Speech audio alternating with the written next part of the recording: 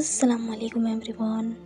आज हम आपको दो मुस्लिम लड़कों के नाम बताएंगे जो कि बहुत ही फेमस हैं और बहुत ही खूबसूरत हैं।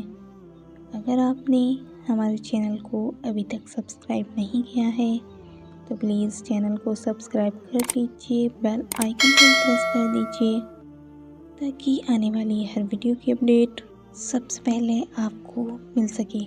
तो चलिए एवरीवन, हम वीडियो को शुरू करते हैं। नाम मुनीर, मायने चमकदार, रोशन, रोशनी देने वाला। नाम मिर्ज़ा, मायने शहज़ादा, अमीरज़ादा।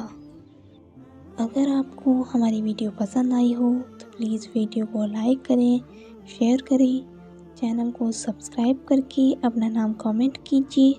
इंशाल्लाह हम नेक्स्ट वीडियो में उस नाम के मायने बताएंगे। तब तक के लिए अल्लाह हाफिज़। मिलते हैं हम आपसे नेक्स्ट वीडियो में।